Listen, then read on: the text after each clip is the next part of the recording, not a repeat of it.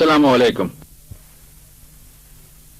جس طرح ایک ڈاکٹر کے لیے یہ نہایت ضروری ہے کہ مریض کے لیے دوا تجویز کرنے سے پہلے اس کے مرض کی ٹھیک تشخیص کرے، بالکل اسی طرح قومی مسائل میں بھی ہمیں اپنی خامیوں اور خرابیوں کا صحیح علم ہونا چاہیے۔ جب تک ہم خرابیوں کے اسباب اور اثرات کا صحیح جائزہ نہ لے لیں، موجودہ مسائل کو حل نہیں کر سکیں گے۔ ہمیں یہ دیکھنا ہوگا کہ قومی زندگی کے اس نازک مرحلے پر ہمارے لیے کون سا سیاسی علاج مفید رہے گا۔ آئیے سب سے پہلے ہم اپنے مریض یعنی مشکلات میں گرے ہوئے ملک کا مختصر سا جائزہ لیں، اس کے آباء و اجداد کے حالات معلوم کریں، اس کے بچپن پر ایک نظر ڈالیں، اس کے اعداد و اطوار کا مطالعہ کریں اور مرض کے ابتدائی علامات کا کھوج لگائیں۔ اس طرح ہمیں صحیح علاج کا تعین کرنے میں آسانی بھی ہوگی اور فائدہ بھی۔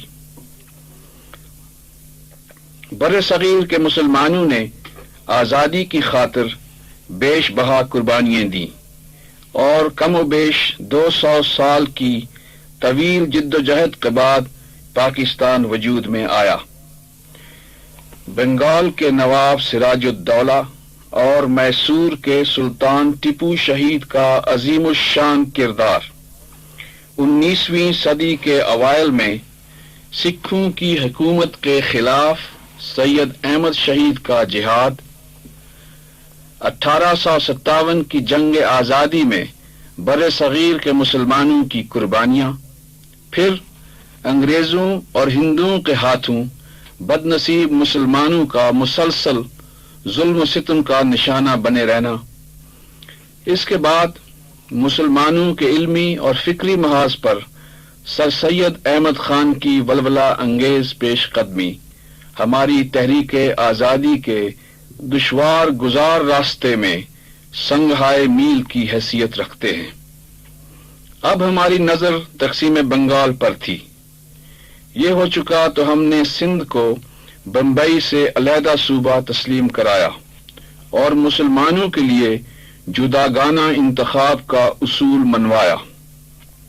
اس کے بعد علامہ اقبال اور قاضی نظر الاسلام نے تحریک آزادی کے لیے زبردست قوت فراہم کی۔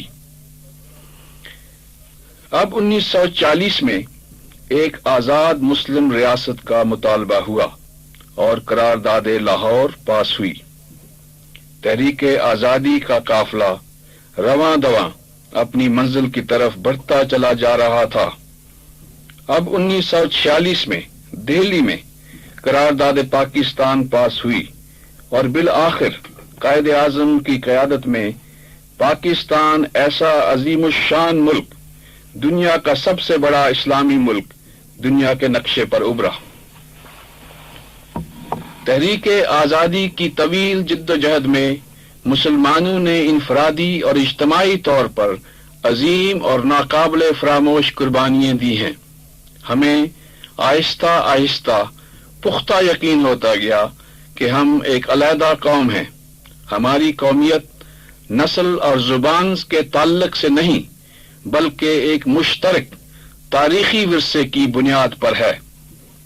یہ ورثہ مصیبتوں اور تکلیفوں کا جواں مردی سے مقابلہ کرنے کا ورثہ ہے، اصولوں کی خاطر دکھ سہنے کی روایات کا ورثہ ہے، حق اور صداقت کی حمایت میں بے مثال اور انگنت قربانیوں کا ورثہ ہے۔ ہماری قومیت کی بنیاد اس ایمان پر ہے جو تمام بنی نوع انسان کو بلا امتیاز رنگ و نسل و زباں اخوت کے مقدس رشتے میں منسلک کر دیتا ہے۔ اس تمہید کا مدعا یہ ہے کہ پاکستان کا قیام کوئی اتفاقی بات نہیں بلکہ ہماری تاریخ کی ایک اٹل حقیقت ہے۔ جن جن لوگوں نے پاکستان کے لیے جد و جہد کی، ان کو اپنی آزاد اسلامی مملکت سے کچھ تمنائیں اور آرزوئیں تھیں، کچھ خواہشات اور توقعات تھیں۔ آج ان توقعات کو ہم مختصراً نظریہ پاکستان کہتے ہیں۔ نظریہ پاکستان کی وضاحت یوں ہو سکتی ہے کہ بر صغیر کے مسلمانوں کے لیے ایک ایسا علیحدہ وطن جہاں وہ اسلامی تعلیمات کے مطابق زندگی بسر کر سکیں اور جس میں تمام شہریوں کو رنگ، نسل، مذہب، قبیلہ، ذات، زبان اور ثقافت کے امتیاز کے بغیر مکمل آزادی حاصل ہو، جہاں اقتصادی انصاف قائم کرنا حکومت کی ذمہ داری ہو، جہاں اسلامی اصولوں کی بنیاد پر ایک ترقی پذیر معاشرہ وجود میں آئے، جہاں علاقائی، نسلی اور لسانی محرکات کی بجائے اسلامی اخوت کا مقدس رشتہ لوگوں کو ایک آزاد، متحرک اور مستحکم قوم کی صورت میں متحد کر دے، جہاں غریبوں کی مصیبتیں دور کی جائیں اور جہاں ایک ایسا سماجی نظام رائج ہو جو عدل و انصاف پر مبنی بھی ہو اور اطمینان و خوشحالی کا ضامن بھی۔ نظریہ پاکستان کی یہ وضاحت کتنی سادہ اور آسان ہے، مگر ہم ابھی تک نہ صرف اس اصول سے بہت دور ہیں بلکہ ہم نے کبھی صحیح معنوں میں ایسا معاشرہ وجود میں لانے کی کوشش ہی نہیں کی جس کے لیے مسلمانوں کی کئی نسلوں نے بے مثال قربانیاں دی تھیں۔ گزشتہ 23 سال کا عرصہ بر صغیر کے مسلمانوں کے لیے تاریخ کا افسوسناک دور تھا۔ ہر طرح کی مشکلات کا مقابلہ کر کے ہم نے ایک آزاد ریاست حاصل کر لی، مگر بڑے دکھ سے کہنا پڑتا ہے کہ اس کے بعد ہم نے پوری کوشش کی کہ اس عظیم قوم کی امیدوں پر پانی پھر جائے جس نے آزادی کے لیے بڑے جوش سے جنگ لڑی تھی۔ اس طرح ہم نے اپنی ریاست کی بنیادیں ہلا ڈالی۔ مفاد پرست اور خود غرض عناصر شروع ہی سے مستعد تھے اور ان تمام مخلصانہ کوششوں کو بڑی سختی سے روکتے رہے جو سماجی اور اقتصادی اصلاحات جاری کرنے کے لیے کی جاتی۔ چونکہ عوام کی نمائندہ حکومتوں کے لیے عام آدمی کی بہتری اور خدمت کا احساس ناگزیر ہوتا ہے، اس لیے پاکستان میں شروع ہی سے جمہوریت کا گلا گھونٹ دیا گیا۔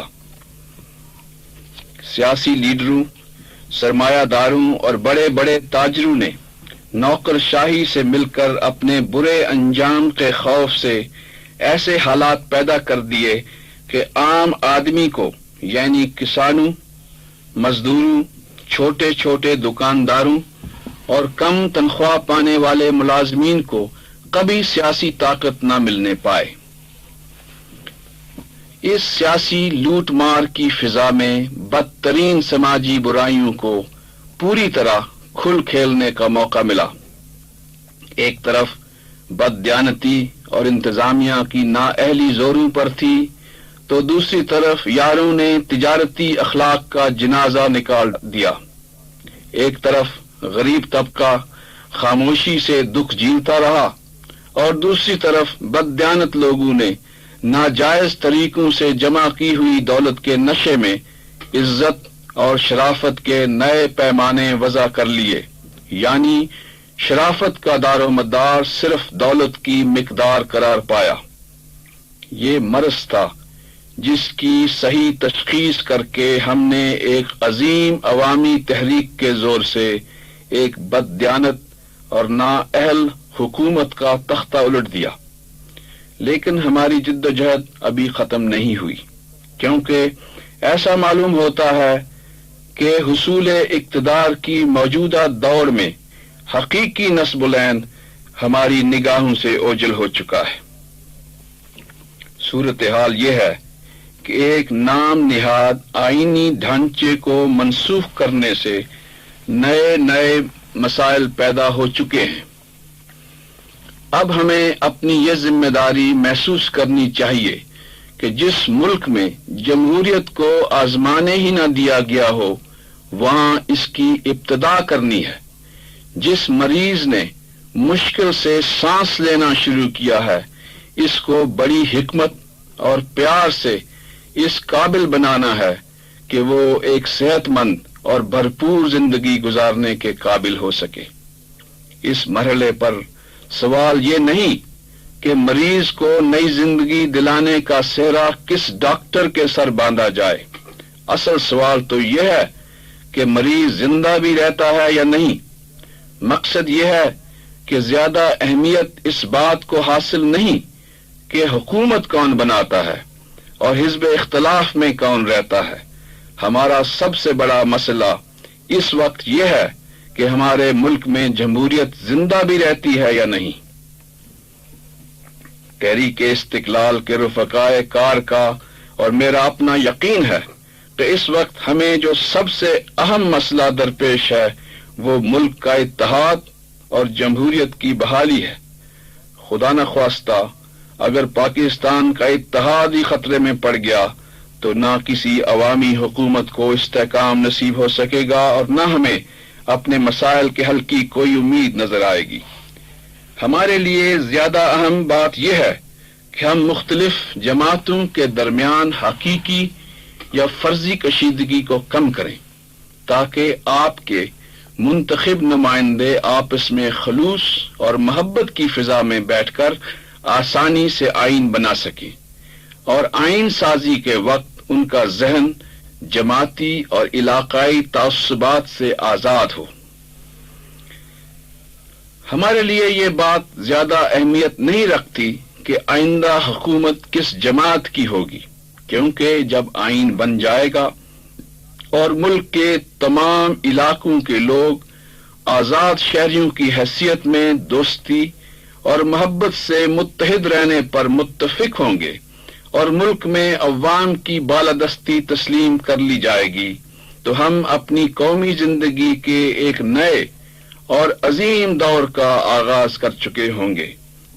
ایک ایسے آئینی نظام کے تحت اس معاشرے سے غربت، مفاد پرستی اور استحصال کو یکسر ختم کرنے کے لیے پھر مؤثر طریقے سے کوشش کی جا سکے گی۔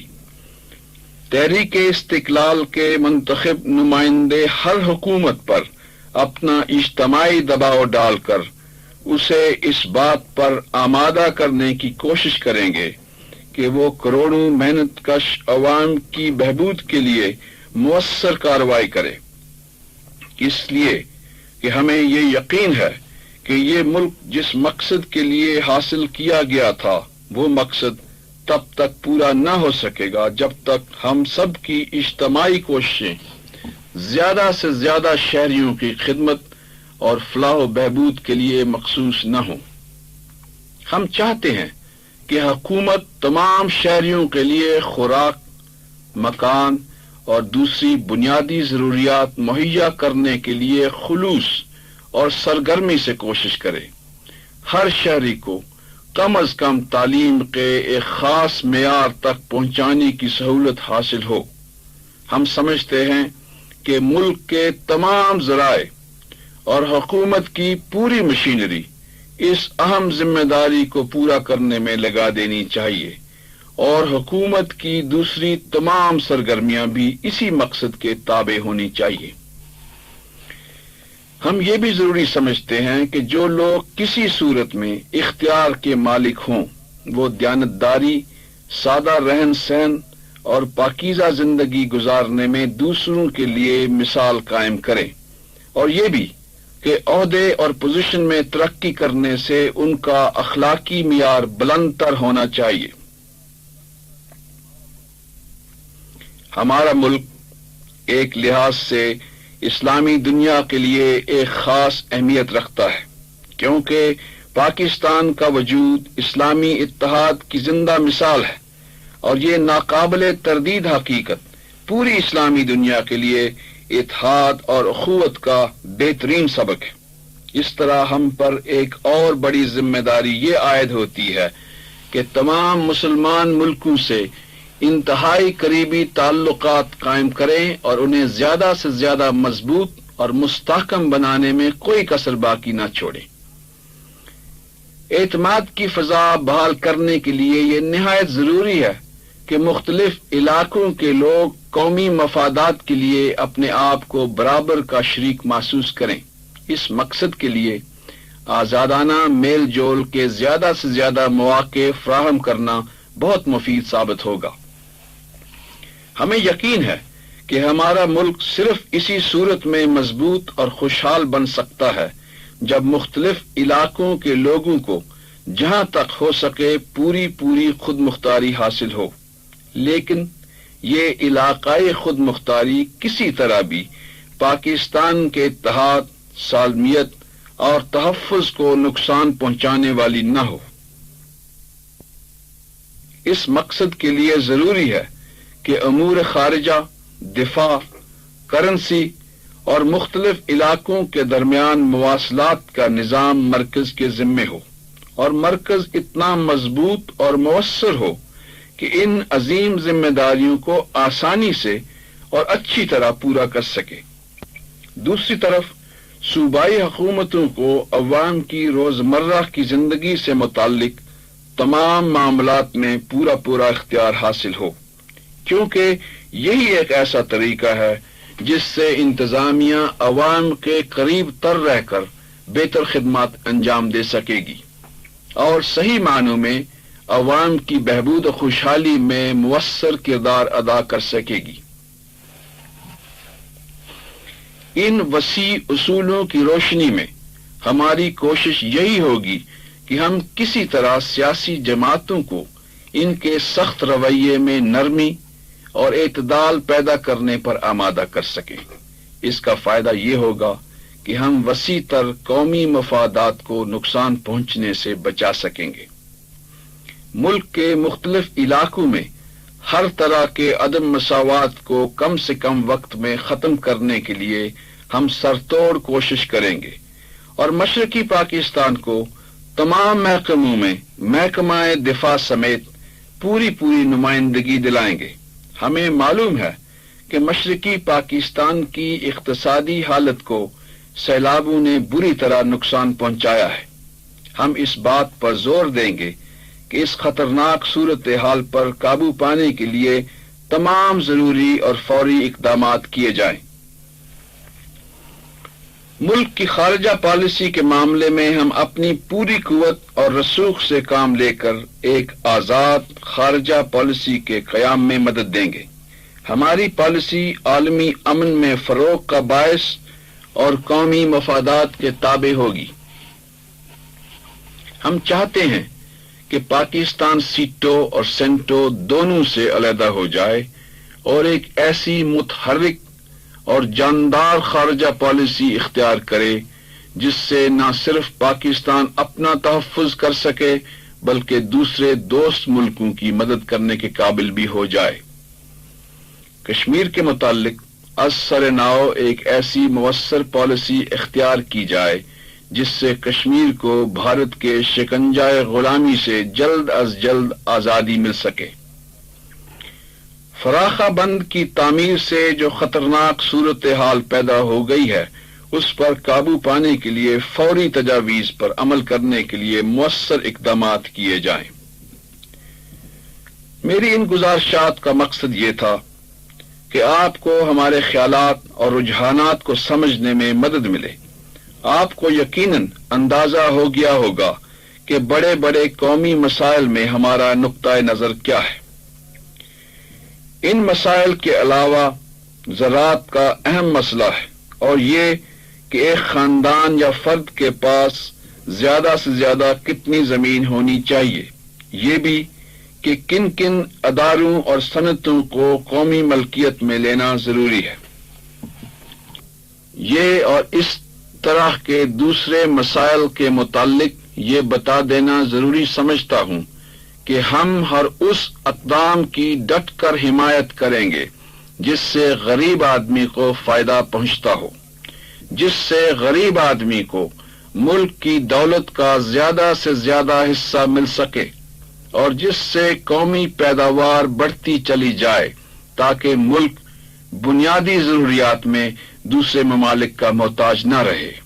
مختصر یہ ہے کہ تحریک استقلال کے پیش نظر چند سادہ مقاصد ہیں، اور ہم اسمبلیوں کے اندر اور باہر ان مقاصد کو حاصل کرنے کی پوری کوشش کریں گے۔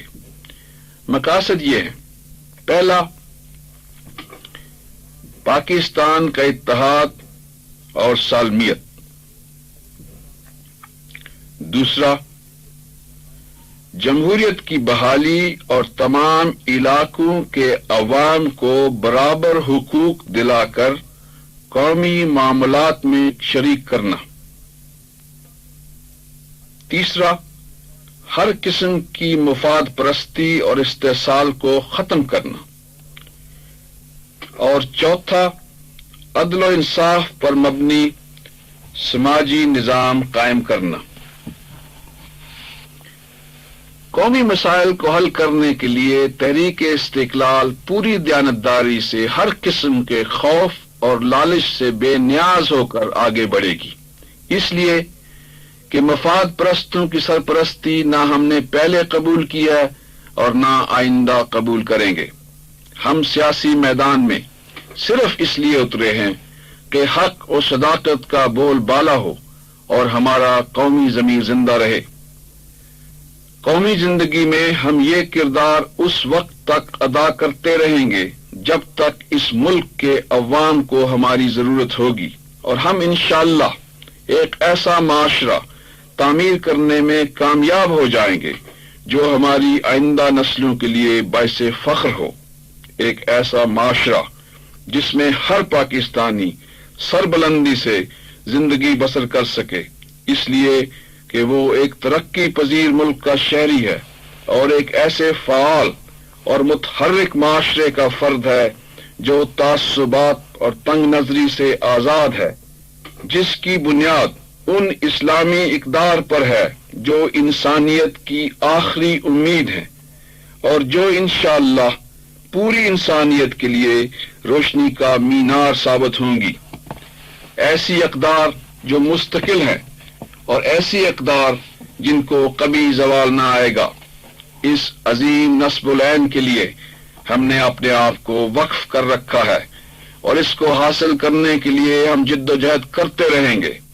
اب یہ آپ کا فرض ہے کہ مختلف سیاسی تنظیموں کے خلوص اور حوصلے کو اچھی طرح پرکھیں تاکہ آپ کے منتخب نمائندے موجودہ سیاسی، معاشی اور معاشرتی بھنور میں گرے ہوئے ملک کو نجات دلا سکیں.